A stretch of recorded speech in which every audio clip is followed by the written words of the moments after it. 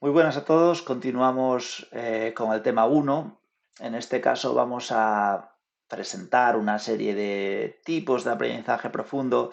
Sí que es verdad que esta parte se solapa un poco quizás con otras partes del aprendizaje automático. Quiere decir, cosas de las que voy a hablar aquí no son específicas del aprendizaje profundo ni fueron creadas específicamente para el aprendizaje profundo, pero sí que dieron lugar pues, a arquitecturas o a resolución de ciertos problemas y por tanto pues os voy a dar aquí una pequeña clasificación que os puede servir para categorizar ciertas cosas, ciertas arquitecturas y ciertos tipos de aprendizaje profundo. Bueno, aquí os pongo como los más importantes, puede haber otros, pero sí que estos me parecen interesantes, ¿vale? Supervisado, no supervisado, por refuerzo, semisupervisado y por transferencia. Es decir, son cosas que estaría bien que tuvieseis interiorizadas, ¿vale? De cara a encuadrar cada algoritmo o cada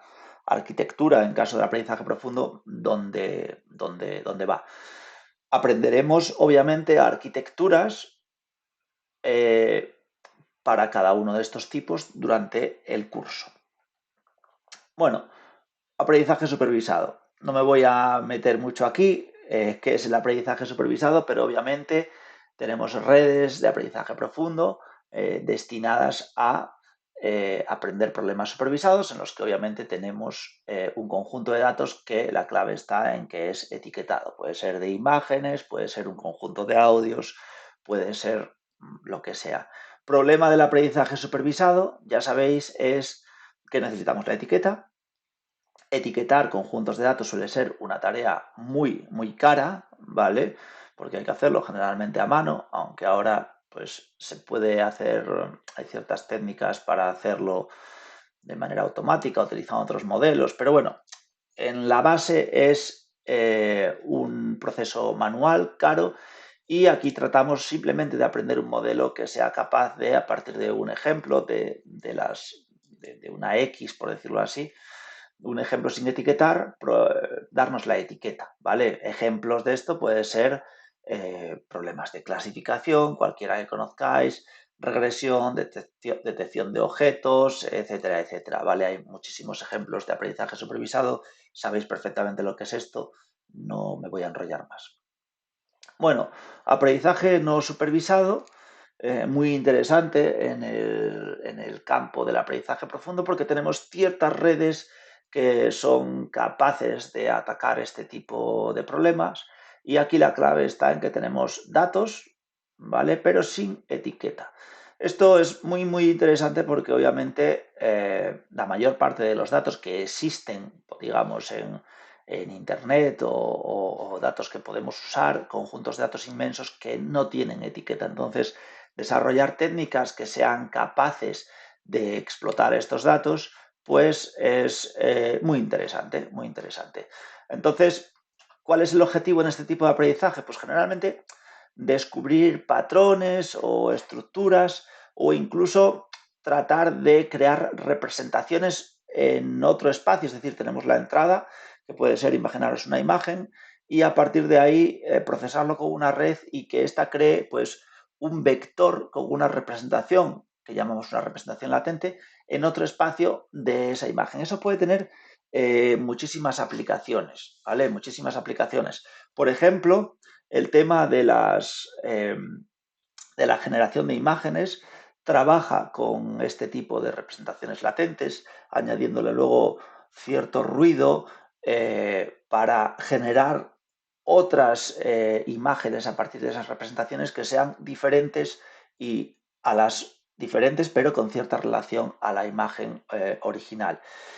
Bueno, los autoencoders también son tecnologías que se basan en esto, en crear, pues a partir de una entrada, tenemos una red con una serie de capas, creamos una representación y luego tenemos una parte que le llamamos el decoder y tratamos de reconstruir la imagen original. Entonces, esto de aquí dentro, esta representación latente, es como una versión comprimida de esos datos de entrada, ¿vale? Porque a partir de ella podemos generar los datos de salida. Bueno, estudiaremos más sobre los autoencoders cuando estudiemos arquitecturas y también sobre las GANs. Quiero decir, os estoy metiendo aquí ahora en la cabeza muchas terminología, pero pensar que estos son técnicas que trabajan dentro del campo del aprendizaje no supervisado.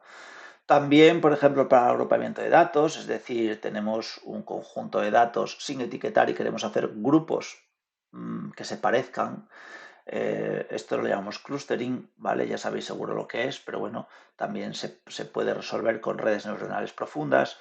Reducción de la dimensionalidad también, bueno, justo los autoencoders hacen eso, ¿no? Aquí tenemos una dimensión más alta y aquí este vector pues podría ser de una dimensión mucho más pequeña. Y lo que os dije antes, pues generación de nuevos ejemplos similares a los datos de entrenamiento. Muy por encima, si aquí metiésemos un poco de ruido, ¿vale? Pues el decoder generaría una cosa diferente, pero que en principio tendría relación con la imagen que habíamos codificado desde aquí. Bueno, esto hablaremos en profundidad, no os preocupéis, pero simplemente quedaros con la idea de que tenemos redes capaces de explotar datos o conjuntos de datos no supervisados. Bueno, aprendizaje por refuerzo, muy interesante también en el campo del deep learning, pues por ejemplo para crear modelos que sean capaces de jugar a juegos, sobre todo en puntos en el que tengamos un objetivo, pues ganar una partida de ajedrez o ganar una partida de StarCraft, por ejemplo, o ganar más puntos en lo que sea, ¿vale? O incluso, eh, yo qué sé, pues para un robot decir, oye, tu objetivo es llegar lo más lejos en este circuito, ¿vale? Entonces, el modelo, como va a aprender en este caso, es al principio, pues funcionará casi de manera aleatoria. Imaginaros en el caso del ajedrez, pues por ejemplo, jugará una partida contra sí mismo y la jugará de manera aleatoria y pues coincidirá, pues imaginaros que ganan las negras, porque coincide pues al modelo que juegue las negras se le dará una recompensa y se dirá, oye, las jugadas que tú hiciste pues quizás son mejores, ¿no? Entonces, por refuerzo y repitiendo esta tarea, pues podrá ir mejorando y aprendiendo a tomar decisiones que maximicen estas recompensas, es decir, ganar el mayor número de partidas o llegar lo más lejos posible en un circuito o ganar a cualquier juego. Por ejemplo, el Go también tiene el AlphaGo, que os puse el enlace al vídeo unos vídeos atrás, pues también utiliza el aprendizaje por refuerzo para, para aprender a jugar, ¿vale? Y esto es muy interesante en mi opinión, porque en el punto, por ejemplo, de juegos, puede llegar a soluciones que van más allá de nuestra capacidad de crear. Por ejemplo, en el ajedrez, hoy en día el nivel de los modelos entrenados de esta manera es muchísimo más alto que el del campeón del mundo de ajedrez. Es decir, hoy en día nosotros aprendemos de cómo la máquina juega, qué técnicas o qué estrategias desarrolló a través de estos mecanismos de prueba y error, ¿vale? Otras veces me parece bastante interesante también, vemos en el aprendizaje por refuerzo que, por ejemplo, si pones a un robot a aprender a caminar, al final acaba caminando como caminamos nosotros. Y eso quiere decir que la evolución, en nuestro caso, también funciona para nuestra forma física. Caminamos de la manera más eficiente que podemos caminar y el algoritmo al final acaba aprendiendo a caminar de manera similar a nosotros. Entonces, este tipo de aprendizaje, en mi opinión, es muy interesante y hay mucha investigación en curso, pues por estas razones. Bueno, hablamos antes de aprendizaje no supervisado. Tenemos también el aprendizaje semi-supervisado, que también es muy interesante. Es decir, partimos de un conjunto de datos en el que tenemos ciertos datos etiquetados y una gran cantidad de datos no etiquetados. Y bueno, hay técnicas dentro del aprendizaje profundo que permiten pues, utilizar los datos etiquetados de una manera inteligente para guiar el aprendizaje, pero también utilizar los datos no etiquetados para hacer modelos mejores, que generalicen mejor, etcétera, etcétera. Y sobre todo, explotar estos datos no etiquetados, que son datos que de alguna manera son muy, muy sencillos de obtener, al contrario de los datos etiquetados. O sea que aprovechar esto es realmente crítico, ya que las redes neuronales necesitan muchos datos. Entonces, si parte de ellos son no etiquetados, pues eso que nos ahorramos y estas técnicas trabajan en esa dirección. Por último, comento otro tipo de aprendizaje dentro del aprendizaje profundo, también muy, muy interesante, que es el aprendizaje por transferencia. Esto viene a ser, pues pongo un ejemplo, ¿vale? Que particularmente yo, por ejemplo, utilicé en mi investigación, que es, mm, nosotros hacíamos un sistema de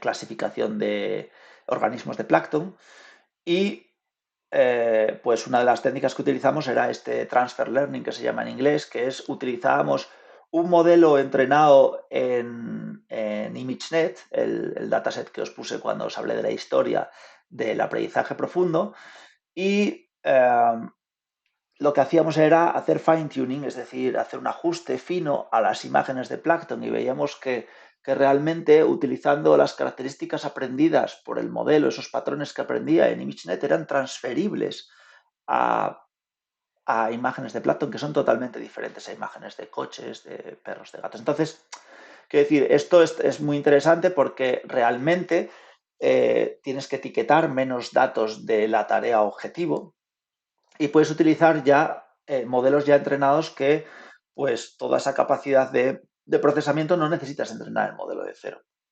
Entonces es muy interesante también en el campo de generación de texto. Esto ahora mismo está pasando también, es decir, coger grandes modelos de lenguaje, como por ejemplo Llama, que es un modelo liberado de esa manera de aquella manera por Facebook, porque digo de aquella manera porque se filtró, aunque ahora dicen que lo liberaron, pero bueno, fue como un filtrado del modelo. Pero ahora la cuestión es que la gente está ajustando, utilizando este modelo con transferencia igual para ajustarlo a tareas más específicas, pues a un ámbito empresarial concreto o a una tarea concreta.